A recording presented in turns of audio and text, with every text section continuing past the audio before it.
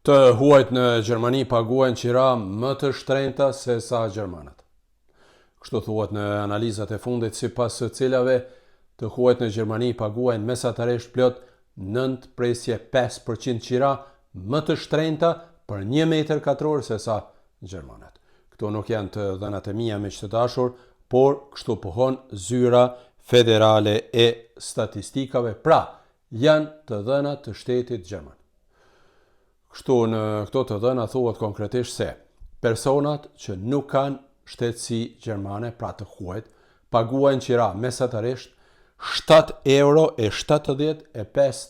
për 1 metër katror neto, apo siç thuhet në gjermanisht kalt, ndërsa në këto çmime duhet të shtohen pastaj edhe çmimet e ngrohjes, shërbimeve etj. Pra, të huajt paguajnë mesatarisht 7,75 euro mesatarisht, ndërsa gjermanët paguajnë mesatarisht neto 7,08 euro, që i bie pra se të huajt paguajnë rreth 9.5% më shumë për qira se sa gjermanët.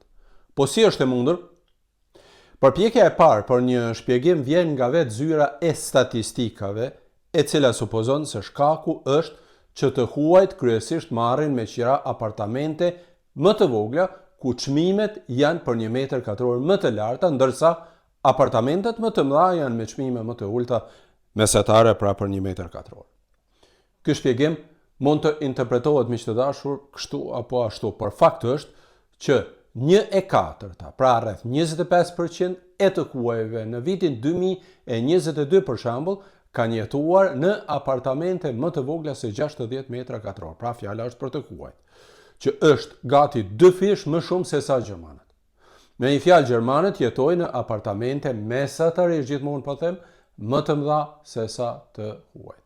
Mesatarisht një familje e huaj jeton në 85/7 metra katror, ndërsa një familje gjermane jeton mesatarisht në 109/6 metra katror. Këto të dhëna mbase janë të vërteta, sepse unë vërtet nuk kam të dhëna të tjera, por në shumë studime të tjera thuhet se të huajt shpesh e kanë edhe më problem se sa vetë gjermanët në gjetjen e banesave të përshtatshme me qira, sepse konkurrenca për banesa është vërtet shumë e madhe në Gjermani për shkak të mungesës së banesave. Me rastin e përzgjedhjes së qiramarrësve, ndonjëherë ka edhe diskriminime. Pra, jo vetëm që çmimet kanë shkuar në qiell, por ka një farë lloj diskriminimi edhe me rastin e kërkesës së banesave, në veçanti në qytetet e mëdha si në Munich, Hamburg, Berlin, Köln apo dhe Frankfurt e Stuttgart dhe qytetet e tjera. E kur jemi tek diskriminimi apo tek dallimet, kjo vlen jo vetëm për të huajt, por edhe për të varfërit, sepse ata shpesh kërkojnë pra banesa më të vogla, ndërsa siç e thash, çmimet mesatare, gjithmonë po them mesatare të tyre janë për 1 metër katror mesatarisht pra më të larta. E kur jemi tek qytetet e mëdha, miq të dashur, dhe të vogla, janë disa analiza shumë interesante. Dallimet në qira mes të huajve dhe gjermanëve në qytetet e mëdha me më shumë se 100.000 banor kanë qenë 7.3%. Në qytetet e madhësisë mesatare prej 50 deri në 100.000 banor dallimet kanë qenë 6.6%.